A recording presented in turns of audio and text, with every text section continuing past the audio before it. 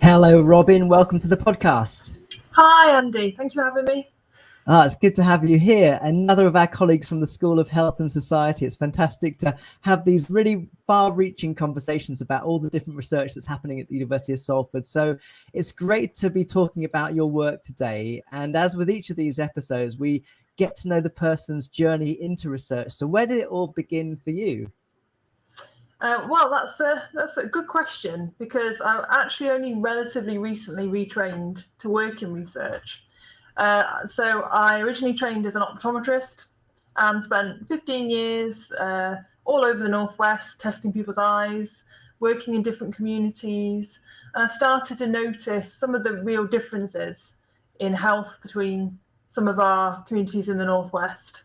And I started to get interested in why some people seem to be taking health advice on board and others not.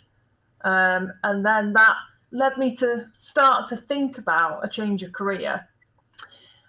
I didn't rush into it. I gave it quite a lot of thought, and I spent about a year looking at various different options. I did all kinds of things. I volunteered for the National Trust. I went along to some freelance events for freelance workers, and then I was just happened to be doing a bit of research for my own professional interest into a condition called fetal alcohol spectrum disorder, because I knew about the condition as an optometrist, but I felt I was seeing a lot of children with facial features that could be related to that. I felt, I thought it was a really rare condition, and I couldn't understand why I felt I was seeing it relatively frequently in clinic.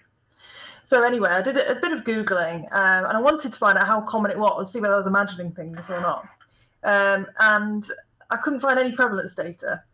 But I did find this article about this amazing research that was happening, looking at separating out fetal alcohol spectrum disorders from the effects of early trauma, which can have some overlapping symptoms. And obviously, it is something you quite often see together.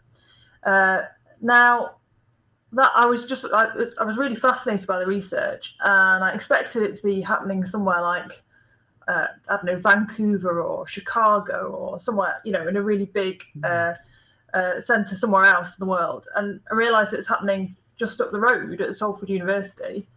I was like, wow. So that was Alan Price's PhD research that he was doing. And I emailed him. Saying, I'm looking and I can't find any prevalence data for the UK. And he said, no, there isn't any, which is crazy because we do think it's quite common. And I said, oh, well, I'm an optometrist, and if there's anything I can do to help, let me know. And he said, do you have any research experience? I said, no, none at all.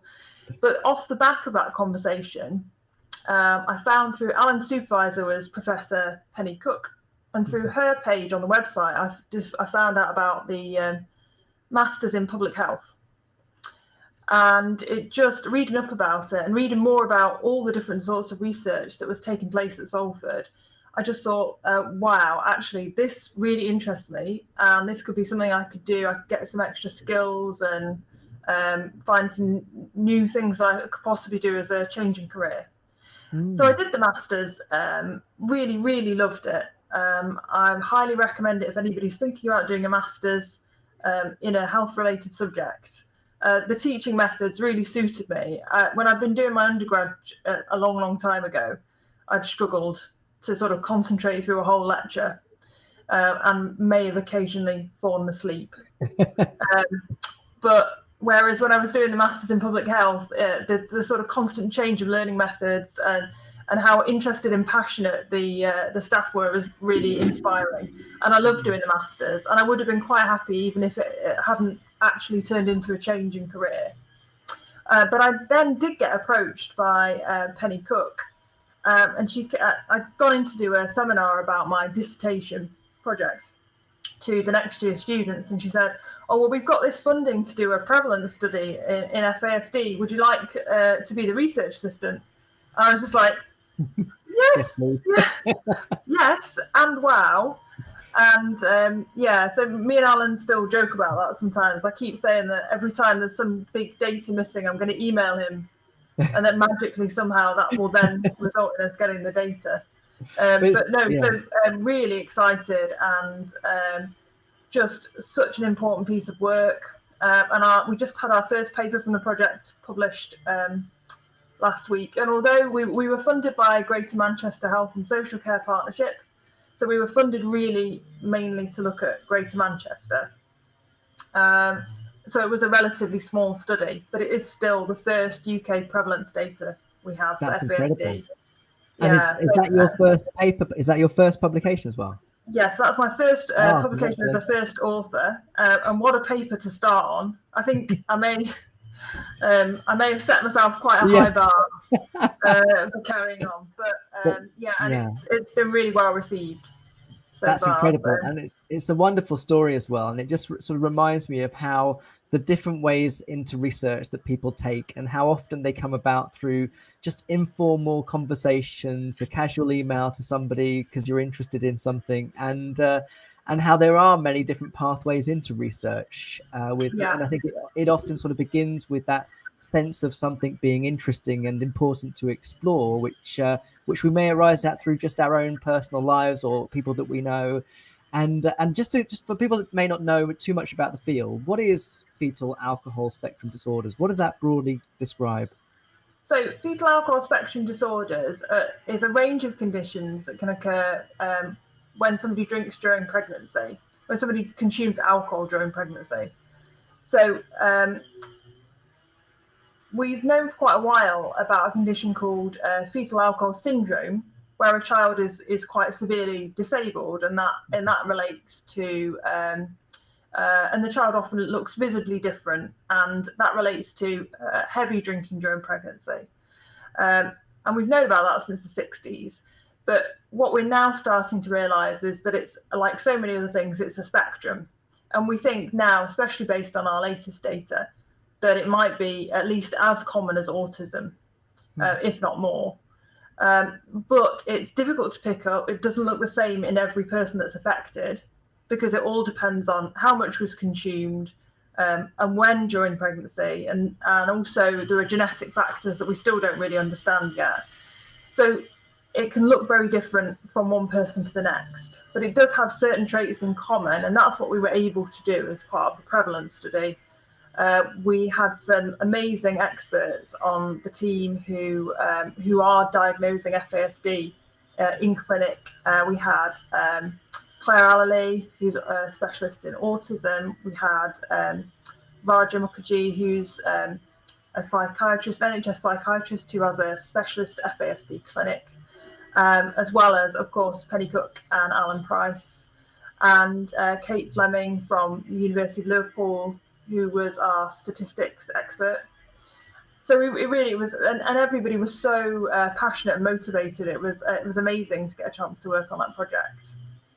It's incredible. So is that working with different hospitals and clinicians based in the region? No, actually, because it's a spectrum and because it's really underdiagnosed at the moment, we couldn't just do that. We needed to go out into the community and look for cases of FASD, and we ended up going only into mainstream schools. Actually, we did want to go into a special school, but we couldn't find a special school that would have us. So we went into 3 mainstream schools, and we found an absolute minimum of 1.8% of the children in mainstream schools had FASD. And we were really cautious. We were really, we were prepared for people to be critical if we weren't quite strict about our methods. So it was also really important that we made sure our scientific process was really rigorous, and we could back up all our decisions, because we didn't want anybody to be able to turn around and say, you've not done a good job, because we knew this data was going to be really important. Yeah, and that's so important. What I found really interesting about these conversations with researchers is often about the details of the methodology, because obviously those are really the nitty-gritty details of getting it as not necessarily right, but as good as it can be. So how did you approach then recruitment? So you mentioned working with schools. So did you go into a school and do mail outs to parents, or how would it work? Yeah. So it was quite complicated, and that's probably the reason this kind of study hadn't been done before. We couldn't afford to assess all the children. So we needed to go in first and do some pre-screening and identify children where the evidence suggested they were higher risk. So we went and we did height, weight and head circumference to identify children who were very small for age. We actually didn't find that many children. We certainly didn't find that many cases of FASD through that method. But we also asked the school to tell us about all the children who were already on their SEN list. We asked about children who'd ever been through the care system, so children who either currently or previously looked after children, and we asked. We then sent out a letter to parents saying either we'd like your child to come in for further assessment, or we've not found any reason to be concerned. If you would like your child to be assessed, please opt them in. And actually, a number of our FASD cases were children where the parents were worried, but school haven't yet picked up on a significant issue. And that also reflects, what we already knew about the condition. We then got those kids in. Well, we tried. It was really difficult, as you can imagine. Some parents were really offended. Some parents were just impossible to contact. But the kids that we did get in, we did some standardized, validated tools like the whisk, and with the kids, and we took photos of their faces to be put through some special computer software, and we also got the parents in and we interviewed them and got them to loads of validated questionnaire tools to screen for things like autism, ADHD, which we knew we needed to look for because that's part of the process of diagnosing FASD. We also detected some, which we weren't expecting to find, some cases of developmental language disorder and just learning disabilities. We even found a child who had a very low IQ who wasn't even on the school's SEN list at the time when we assessed them. And we decided then to go back for the children we thought were high risk. We also then needed to rule out any genetic causes, because there are some very rare conditions that can look a lot like FASD. So we collected saliva samples and we took those off. I drove them around to the genetics lab at the Children's Hospital and dropped them off, and they screened them for us. And then we had case conferences with all the data. We pulled all the data together for each child. So as you can imagine, there's quite a lot of data there. We compared it against our case criteria for FASD, and then we also noted any other potential disorder that we thought might be useful for the parent. That's an incredible range of methodologies that have been used for the project. I mean, we often talk about mixed methodologies and how to approach things. And there's 2 questions I've got about that. First of all, I guess public health research is probably often inherently sort of mixed methodology. But I'm really fascinated by how you as a researcher is able to work across that range of methods with confidence. And I'm sure collaboration comes into it, but it must be very challenging. Well, it was definitely a challenging study. And I think the thing that really helped me was probably my 15 years of effectively collecting data from the public and children. I managed to teach myself how to use some of the screening tools. And we had some temps helping us with the parent interviews as well, which was great. But it was tricky. But interestingly enough, what you're saying about mixed methodology, we got to the stage where March 2020, when we were about to go into lockdown, and I said to Penny at the time, we'd only just sent out a load of reports to parents, and we promised these parents that we'd be available to them to answer questions and help them in any way that we could. So I said, I really don't want to be furloughed, because I really think that would be a bit rough on these parents. And also, I didn't really want to be furloughed for personal reasons. I was pretty sure that wasn't going to suit me at all. So I said, well, actually, one of the things I find quite annoying about all this data we're collecting is this is the first time this study's been done. And everybody says, it's incredibly sensitive, and you can't possibly go around telling people their child might have FASD because it's just too upsetting and too awful. And I said, well, that doesn't seem to be the case with the parents that we've spoken to so far. So can we go and interview the parents and get some really good qualitative data about how they experience taking part and receiving their child's results? And we did, and we managed to speak to 6 parents, including one who was a birth parent of a child with suspected FASD. And actually what they told us was, yes, although it wasn't a nice thing, that it wasn't something that you would want your child to have, that actually generally they were relieved. Like any other parent with a special needs child, they just really wanted to find out how they could best help their child, and to get some answers. And as I say, a lot of the parents had started to come round to the idea their child might have extra needs before the school had, and so they were really reassured to find out that our measurements agreed with their observations. And that obviously that's really useful as a parent as well. So yeah, for sure. And I guess I can imagine that for those parents, I mean, one thing is being able to identify that this is something that may explain certain characteristics, but then I suppose they're very quickly looking for, what can we do then? What do we need to do as parents to help? Which may, I imagine, may fall outside the remit of the study, but how do you sort of respond to that as a researcher? Well, we did. I think because many of us involved in the study are parents, we did include in the reports that we sent out, we gave them an easy, accessible explanation of what the result meant. And we also gave them, so for each of the measurements that we took, so it was quite a lot of information, we also then had a column which is what can I do? Which had sort of easy, small things that parents could do straight away that might help. And often with a lot of conditions like FASD and ASD, actually just reframing the way the parent and the teacher looks at the child is half the battle anyway. We also included another section which said, and who else can I go to for help? And we included whether we thought a referral was necessary, and also and what kind of referral, but also local support groups, etc.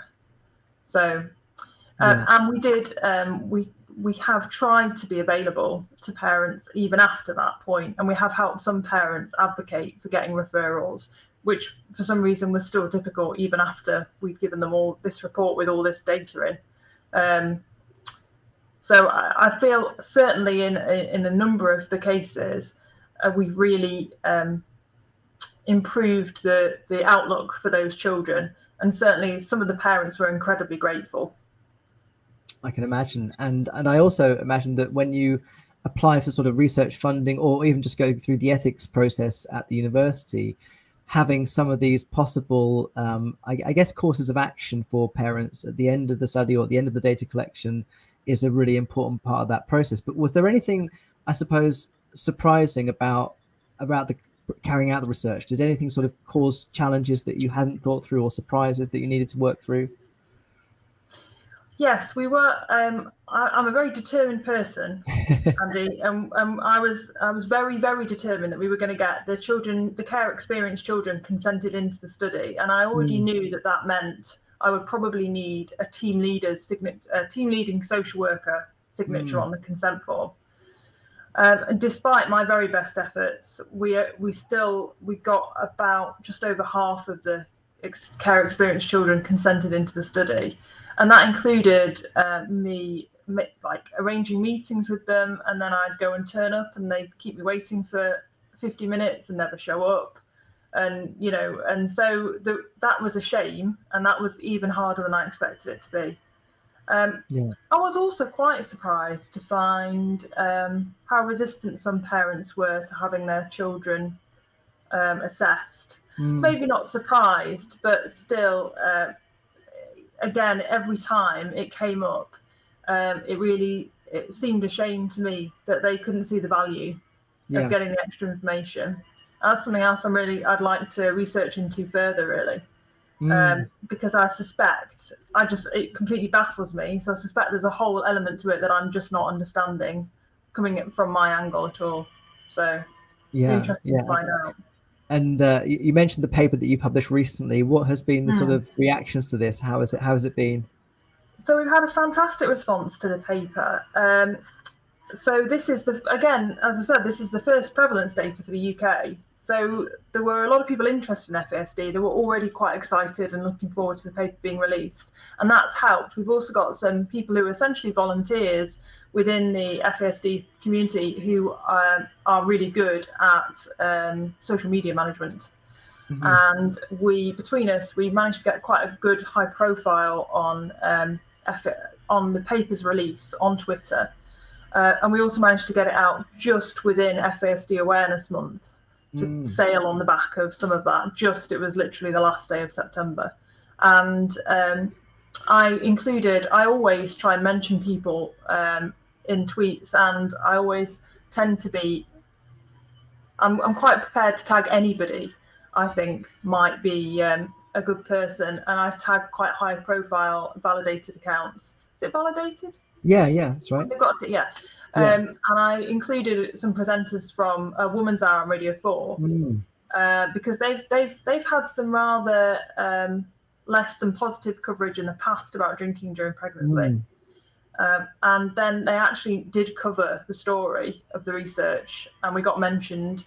The paper and University of Salford got mentioned on a show this week, and I just thought, wow, well, that's national coverage, and all the people that have heard that, the public health impact of that could be massive. So I'm really, really pleased with that. And I wonder with that, I mean, that's fantastic to hear. It just shows how important it is to be publicly visible, to be able to make those connections. And I'm absolutely like you. I will absolutely cold tag people that I don't know on things that I think they need to know about. I wonder, though, with the research area that you're working on, if you do interviews, do you get questions like, well, is how much alcohol is okay to consume? Do you get that sort of level of conversation, and how do you respond to that? Yes, well, we've always, again, from where everyone on the team is coming from, we were well enough read up to know that it wasn't, we didn't want to approach the subject with any sense of shame or blame. That, as a country, we drink. Drink is everywhere. It's a big part of our culture. And there's no reason there should be any more shame associated with drinking during pregnancy. And that happens for lots of complex reasons. And actually, the time when the children we were screening were born was before the medical officer had released the recommendation that it was best not to drink at all. And there were some really mixed messages. And I know from working with the public, if you say to somebody, it's probably okay to drink this much, there's always going to be a percentage of people who hear, so it's probably okay to drink more. And then there's always going to be some people, believe me, having worked with the public, who will think they should drink lots, and that would be a good thing. So that is, I think now that we've got clearer messaging, that really it's best to avoid alcohol altogether, that is much better.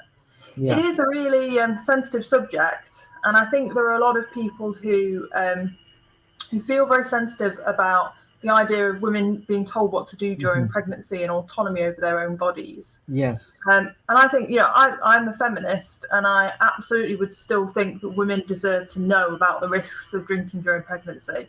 Because apart from anything else, half of the people affected are women, or are girls, or will be women. And also, it's more often than not women who are caring for those individuals when they quite often need lifelong care and support in some fashion. So I think that's a really important point of view. So if you can look at it from that angle, but also make sure that there's no shame or judgment at all. Yeah. I think, or reduce it as much as you can. I think that's the best angle to take, to be honest. It really sounds like it. And I wonder whether your data shows that, in fact, when speaking to those parents, what their level of awareness of it being a problem was. I mean, as you say, the messaging has changed only very recently, but did you get a sense in which people may not have known that, in fact, it is a problem to do any drinking at all? Is it something that was... Yeah, I mean, it's such a small sample. Certainly when you get down to our number of cases of FASD, it would be wrong to generalise from that number. But we certainly found that many of the birth parents, where their children were still in their care, we didn't get anybody who disclosed dependent drinking consented into our study. And that's not surprising, and we weren't really expecting that. Yeah. But the parents who were honest with us about how much they drank quite often had discovered the pregnancy quite late, hadn't been planning a pregnancy, and they'd been drinking the amount that I would drink over the Christmas period. Yeah. For the first trimester, and then stopped as soon as they realised, or maybe went back to drinking the odd glass later on in pregnancy, which again at the time was very common, and that can definitely be enough to cause issues. Right. Interesting. And I suppose just thinking about where this goes next for you, tell me, it's wonderful to hear your journey in research and additionally your just aspiration to take things further in more directions. So what's next for you? Well, currently I'm working on a non-FASD related project, which is looking at the experiences of older women suffering from urinary incontinence during hospital stays. So it's a completely different angle, although it's also quite a sensitive subject. In fact, so far, I can tell you that people are more sensitive about older women's urinary incontinence than they are about FASD, and I wasn't expecting that at all. Yeah. But we're interviewing nurses to find out how whether an intervention that's already been developed in the community is going to work in a hospital setting, and we're looking at whether it impacts on mortality, which is a really important issue, but nobody has looked at it before. And of course, I'm really hoping, and we are talking to some various other researchers across the country at the moment about trying to get a national FASD prevalence study with different centres, so that we can try and come up with some a more accurate national prevalence figure. And I suspect, if anything, based on what I've seen collecting the data on the ground, I would say it's only going to go up from what we found. And you mentioned earlier that, in fact, the FASD community was really helpful in building a sort of social media campaign around that, because I think that's one of the things that isn't always apparent when doing research, actually being able to partner with allied organizations that are interested in the work you're doing. So is that community, was that a sort of a scientific community, or was that a sort of family community? What sort of people are in that community? Well, it's really, and I gather this isn't always the same in other areas of research, but everybody who works on FASD research is really collaborative and really, happy to share information and interested about and happy to promote other people's work. Yeah. And that's certainly what I've noticed. But also we have a lot of parents. We have quite a lot of people who are adopters who have adopted children with FASD. Who have become quite passionate about raising awareness. And there's a national run organisation called National FASD, which isn't academic or research based. And they're doing some amazing work to raise the profile of the condition and prevention. Okay. That's incredible. I think it's such an important part of it. And what incredibly important work you're doing. It's so wonderful to hear about both your sort of, it's clear your commitment to sort of public health research and doing things for the social good is really inspiring to hear. So thank you so much for joining us today to talk about this in detail. And it's really, for me, demystified a lot about how public health research needs to happen in order to be effective. So congratulations on getting the study complete, first of all, but also on doing something that is a first for the UK. That's incredible to have been able to achieve that. Very exciting, and thank you for giving me a chance to talk about it. Oh, it's a pleasure. Look forward to seeing where you go next, Robyn. So thanks a lot, and speak to you soon, hopefully. Thanks. Bye, Andy. Take care. Bye-bye.